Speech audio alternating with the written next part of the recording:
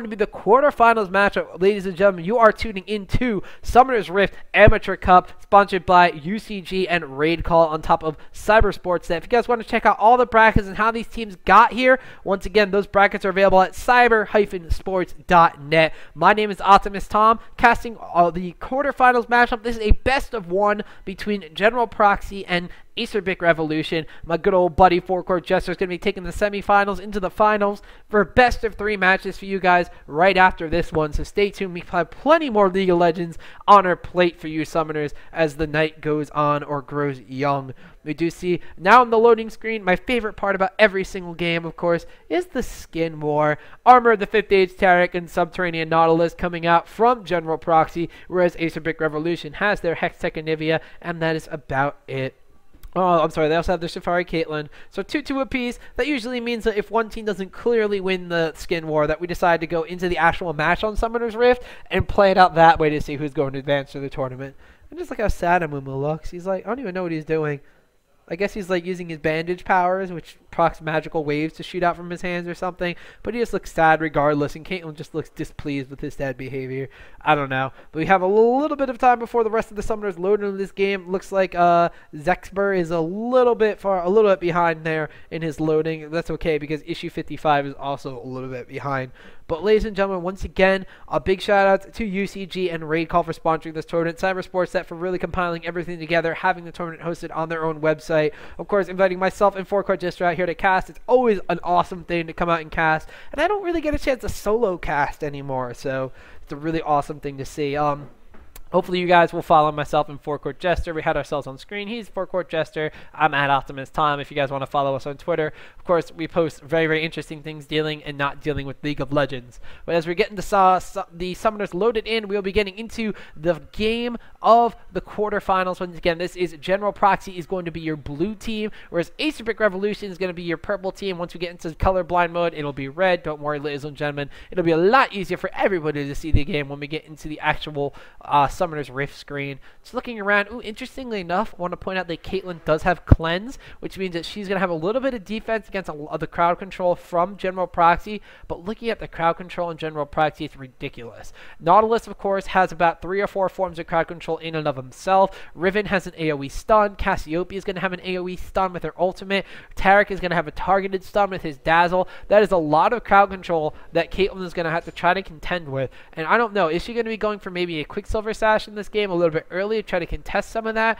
We're going to have to see. Last game, she went immediately for double Dorans and a longsword, then built a Bloodthirster and an Infinity Edge, and I didn't actually see her do anything with the longsword because she didn't even get a Last Whisper last game. So interesting choice of items. Going to see if she shakes it up a little bit and gets a little bit more interesting choice to try to combat all this crowd control. She also got Boots of Speed last game, which are the Boots 3, ladies and I'm sorry, Boots of Swiftness, not Boots of Speed, but they are the Boots 3 that will add 3 movement speed to you because Caitlyn is a little bit of a slower champion. I talked about how pairing her with a Nunu and Blood Boil was kind of make her like a Kog'Maw, give her a little bit more of an advantage where her disadvantages lie, make her a very powerful laning partner. However, getting those Boots 3, she was able to move faster, but if she got crowd controlled, she got melted instantaneously because there's no way for her to resist that crowd control. She wasn't even gaining any extra attack speed or anything like a Berserker's Grace would give her. Gonna have to see if those Boots of Swiftness come into play again this game and if they are an Achilles heel to Caitlyn in the bot lane.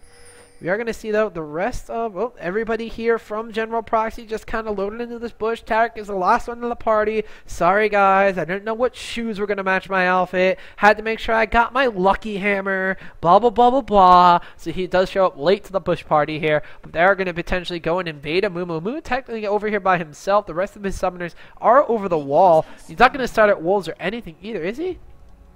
No, he is going to come up here, so they are going to start at wolves, but that is going to be the signal right there. 1 minute and 40 seconds for the rest of General Proxy to invade here, pinging down in the bush. They don't see anybody there. Johnny used the tornado to actually leash right here. That's going to be dangerous.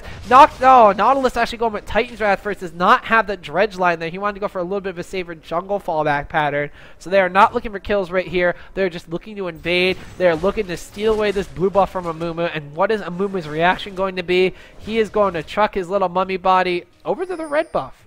He's not going for an invade on the enemy blue buff. He is going for his own red buff. So Nautilus completing the steal over here. Is he going to leave a lizard or two is going to be the question. No, he does not. Okay, so they're actually clearing the blue buff out entirely. We will see that at about 7 minutes and 20 or so seconds, as there's a 5-minute respawn timer on that one. Ooh, looks like Gray's actually getting disconnect from the game. That could potentially hurt for General Proxy, but we do have this awesome pods feature that, ladies and gentlemen, we can bring you into this game. So therefore, no one is going to be too far behind when we get back into this one. But interestingly enough, Amumu is going to have to be going for his own red buff right now, which means that Amumu's going to have a little bit of a delayed start in a jungling pattern. Nautilus can really use this to his advantage and abuse it. That means he's going to have a blue buff for himself, either get the blue buff for the experience for himself, or give it away to Cassiopeia. And if Cassiopeia has a blue buff, that is the only something Anivia is going to be super jealous about, because Anivia dreams of having blue buffs in her sleep. But Cassiopeia is going to be able to spam so much poison down on top of that that poor Anivia. It is going to be a matchup that Anivia is not going to be able to win. She already has a little bit of a hard time last hitting. She has not necessarily had the big farm mechanics that Cassiopeia will have. She has more along the lines of like the flash frost down the line to try to get some damage down and like get auto attacks to finish off the creeps. On top of this, she doesn't really have anything until level 6 with her ultimate. So it's going to be very difficult if Cassiopeia is continuously zoning her out with a blue buff. But ladies and gentlemen, we do have a chat going back and forth. Going to take a quick look at that actually, now that I have the overlay up. But let's see here. Looks like just a little bit of a disconnect. So, ladies and gentlemen, until we get this game back on track, I'm going to put music on just for a second so I can run grab myself a little glass of water. We'll be right back. Oh, never mind. Never mind. Haha. We got him right back in the game, so we're going to just jump back into this. I don't need water. It's fine. We live to serve, ladies and gentlemen, over here at the Summer's Rift Amateur Cup. So we're going to see just making sure that he's AK and back in the game. You guys ready? Yep, looks like we're all set. So here we go. The game is being on pause in 3, 2, 1. And here we go. We do see that Amumu has been forced to start over at his own red buff rather than the blue buff because of that jungle steal from Nautilus. With the cooldown reduction and the mana regeneration, Nautilus will be able to move through his jungle at a much easier pace. On top of this, there he goes. Going to move right over towards his own wolves and blue buff. If he donates it to Cassiopeia, I was already talking about how much of an advantage he can get over this Anivia, who seems, just to be doing A-OK in and of her own right now. But to get that blue buff, Cassiopeia is going to be at a huge advantage by spamming spells and the extra mana regeneration. Wow, I did not even see that one coming right there. What exactly happened as we missed first blood in the top lane? Or it could not let me scroll back there. Okay, looks like Gangplank just getting harassed down. Hit level 2 early over Riven. Decides to get some parlays going down. Looks like there's some raised morale, and Ignite goes down, and Riven is in nowhere. We're in near being able to deal with Gangplank at that point in time. So looks like a nice little first blood picked up by Gangplank. As I said, Riven can't get aggressive early on Gangplank because it's going to result in something like that. So, unfortunately, now Gangplank is still in the position that he was last game for Acerbic Revolution, where he got first blood, he got a very early kill, and now he's going to be able to generate a huge lane advantage off of this one. So, props to Gangplank once again for knowing how to be aggressive and knowing how to take the kill away. Now, Riven having to go back, she's used a couple of health potions, bought a couple more because of that in the engagement. She even started with a cloth armor to try to be aggressive and try to mitigate the damage there from Gangplank, but it just did not work out for her. Looks like Nautilus, went back, got his red buff, is now going to go for his own blue buff, so it looks like he's going to take the double blue, using it to its full extent. No, just kind of checking it's still there. Going to go back and take his wolves first, and then go for the second blue buff. That is going to be ridiculously advantageous for him. Amumu, in the meantime, doing a good job, is level 3 with the Philosopher's Stone, but Nautilus already hitting level 4. Here he goes, coming over here. Going to start his blue buff. His second one in the game already after invading and stealing Amumu. So he's in a very, very, very nice position in his jungle. Nivea and Cassiopeia just kind of going back and forth. Cassiopeia has not used any of her health potions, whereas Anivia getting dangerously low. Look at that. The poison damage is still a little bit too much. Cassiopeia chasing once the egg form that Anivia, because an egg is one of the easiest targets to hit with one of those poison spells because it does not move, ladies and gentlemen. So actually going to head over to the bot lane right here. I haven't been talking about this too much. Not much really going on. Caitlyn had been known to get a CS disadvantage last game over Corki by trying to be too aggressive on harassing him. But it looks like Caitlyn and Grace kind of just going back and forth a little bit and completely missing yet another kill. I'm completely sorry, ladies and gentlemen. Going to go back a little bit here. Looks like that there was a gank coming up from Nautilus after taking down the blue buff. Or he's going to go in here, get the stun down and the dredge line. And that is just nowhere for Gangplank to run, as he is going to die not only to an Ignite, but to the Riven. So evened up in that lane matchup, ladies and gentlemen. Oh, all around the map, looks like we have some more pings going down, as it looks like Tarek is the one getting extremely low, as we do have Caitlyn chasing down the range. Not going to be enough as she is not able to take him down. Not level 6, no ace in the hole going down there from Caitlyn yet, and no piltover for Peacemaker to try to chase. Would not hit him for the damage. Cassiopeia continuing to use those Qs to her advantage, harass down on Anivia. Anivia, unfortunately, just kind of walking into him at this point in time. So Anivia is not in the best position trying to farm up against her tower. Like I said, similar to Karthus, Cassiopeia is going to do the same exact thing as Anivia. Ooh, getting her extremely low. Poison will not tick her down there. Anivia lives at 6 HP and keeps that egg form up. Amumu wants to go in, lands the bandage toss, but a Nautilus is now coming out from the jungle. Dredge line, staggering blow. Cassiopeia giving chase. Amumu is crying for his life. He is all by himself. He's getting extremely low. The poison damage going off. There's low. Gotta pick him up, and General Proxy is going to pick up a kill right there. So very nice play coming out from them. Meanwhile, on the bottom lane, Caitlyn is still continuing to try to harass down champions, and once again paying a price. 33 CS to 40. She's being a little bit too right-clicky on champions, not enough right-clicky on minions right now. Nautilus is going to come down into the bush here, but there's like a flash going off. Cleanse dazzles, so there's going to be no stun going down onto Caitlyn. Missed dredge line on John. I could have wound up switching targets and picking up a kill for General Proxy, but they're going to back off of that one.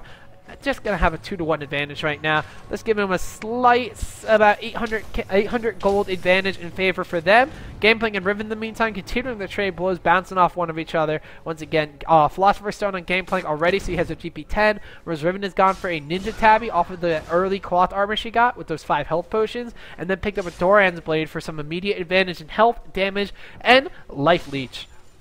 So she's going to be going for a little bit more of the sustained damage, whereas Gangplank's going to be building a little bit for that late game comp. Once again, probably going for that Trinity Force build we saw him picking up last game.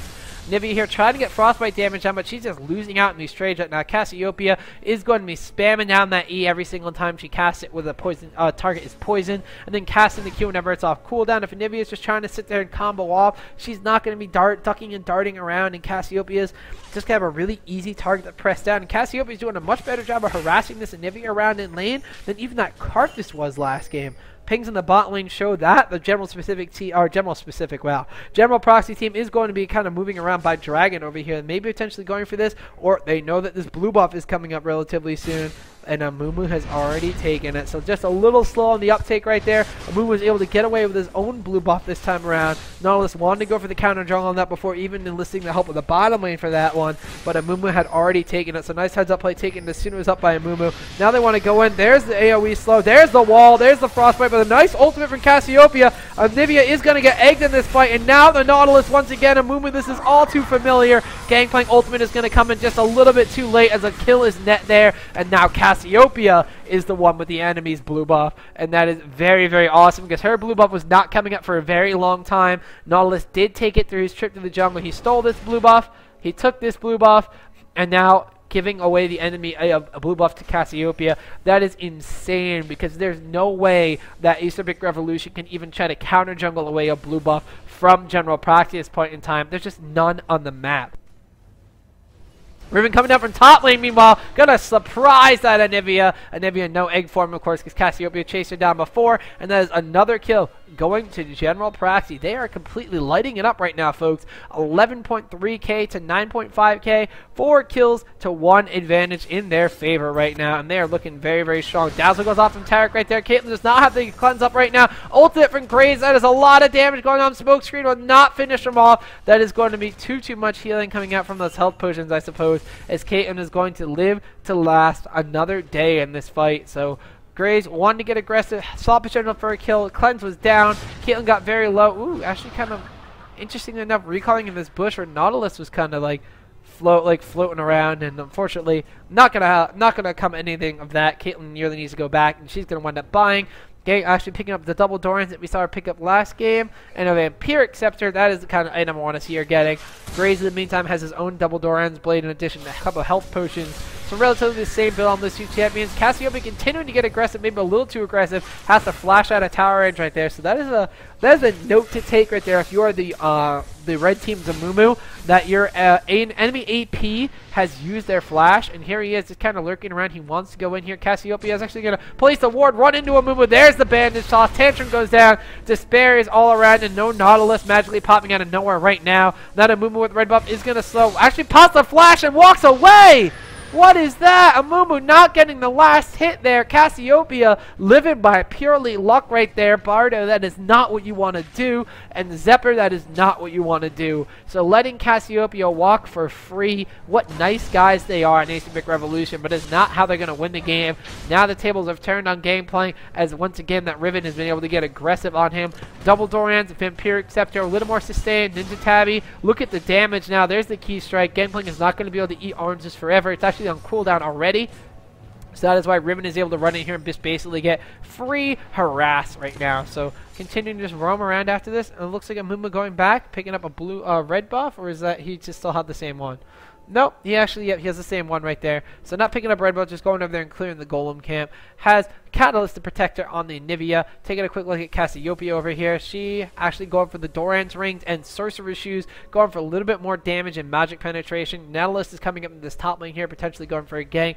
Caitlyn actually now starting to be zoned out by Graze and Tarek, a little bit of the opposite shoe on the foot going around there. Nautilus is actually spotted going into that bush by Amumu. Cassiopeia is just going to say, let's go in here and do some damage. Dredgeline will land, but Nautilus is dangerously close to that tower. Decides to go with the depth charge, though. Riven is now coming up from behind. Gangplank a little out of position here, taking a lot of damage to Cassiopeia. She's tanking the turret. She is actually going to have to fall back right there. And Gangplank is not going to die, but he did get extremely, extremely low. And now the rest of the team just running through here, through the enemy jungle. Nivea with a wall. Flash Freeze is not going to hit anything right there. And they're just going to decide to fall back right here. This is just pushing a little bit of an advantage, though. 14.3k to 12.2k. It's about a 2.1k gold advantage in favor of General Proxy right now. Proxy going to go over here. See that his blue buff is up. Is he donating this to Cassiopeia? She is coming over here. Says, I kind of want this blue buff. No, she's going back to mid lane. She's going to give away to Nautilus.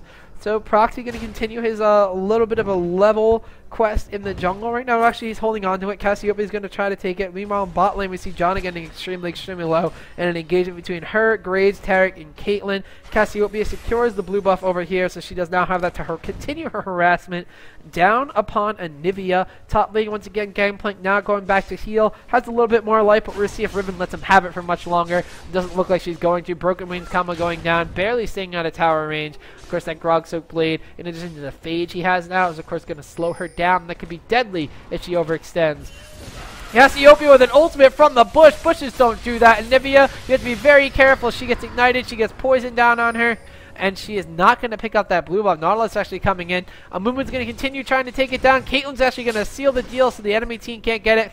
Very nice. Yordle Snap Trap will stop Nautilus from running in there and actually popping the smite on it. The smite was actually on cooldown, so popping any kind of damage on it at all. So that is going to save the blue buff for the red team, but unfortunately not giving it to the person that really needed it, either that Amumu or that Anivia. Anivia lucky enough that she did not die in that engagement from Cassiopeia. And now, right now, that is General Proxy, like I said, asserting the little advantage that they have. Taking a gold lead and turning it into a physical map presence awareness, not even just really using wards. They have some aggressive wards throughout the map, but they're not over warding. What they're doing is just continuously moving and continuously invading. This could work out really good for them if they gain advantages like taking down a move at his walls right here. Nautilus with a very nice dredge line. Curse to the side, Mummy pops, but does not find Cassiopeia. Cassiopeia takes a lot of damage over here from that Anivia, but she is going to live regardless. But still, if they continue to take advantage by taking players out one by one just like this, or 2 by 2, or 3 by whatever, as long as they continue getting kills, as they now transition down on this Caitlyn here, who's continuously getting harassed back to her tower. If they continue to do this, they're going to be in a really, really strong position. But if they fall off just a little bit, the team fight phase later on could be deadly. Flash and a depth charge onto Anivia. Anivia is going to get tagged. No, it doesn't get tagged with the staggering blow right there. She just actually doesn't get auto attack. Cassiopeia with enough damage. There's the dredge line. Staggering blow goes down. That is an egg form Anivia. Anivia and egg form will go down very quickly to this Cassiopeia with her Q and E combos, tearing through that shell and getting to the core of the Cryo Phoenix, taking her down for the 6th kill of the game for General Proxy right now, as they take a 6-1 lead, 18.2k to 15.3k gold advantage. No towers down yet. They really don't need it. They're just continuously getting kills and just pushing around at Asymbic Revolution. This is going to be a really good mind game too, because if Asymbic Revolution gets down too much, morale on the team could potentially fall, and that is going to make them only naturally misplay, and that would just be anything that General Proxy can really capitalize on. Riven, just immediately using that Vigor after Gangplank uses the Q. She hears it, she does it. Gangplank ultimate's going to go off. There's a Mumu comes in here for an ultimate. Riven trying to chase down Gangplank, has the ultimate pot of her own, has to flash out of there. Is not going to be able to pick up a kill. Is they going to pick up a kill on her? There's the tag with the Q from Gangplank. The stun goes out on Mumu. Despair is taken away. He does not have another bandage toss, and another one gets away from Mumu. Barely getting away once again. The skin of her teeth. Riven and now Cassiopeia, the benefactors of the very generous Amumu gangs. That is 2 kills that Acerbic Revolution should have had, but they have not had right now because General Proxy is barely getting away from this Amumu. You see now that, General Proxy not being as friendly as their Acerbic Revolution neighbors, Anivia is going to tag Cassiopeia with damage for her trouble right there. Cassiopeia was the one harassing upon Anivia in the first place, though. So that middle lane still continuously going in favor of the Snake Lady. Nautilus is kind of waiting in the wings over here, but he is not going to wind up going into that mid lane. He's going to go back to his own jungle. Tarek working as a human ward, placing down wards of his own. Has an amplifying tome. He's going to be going for that Kage's lucky pick. In addition to that Philosopher's Stone, a little extra ability power, never hurt anybody. A little extra heal. Tarek standing still, breezing the lane at the tower. Before the tower. Caitlyn's actually going to run in here and poke him though, so he can't do this forever. So Graves is going to naturally lose a little bit of experience in farm right now. But that is the key.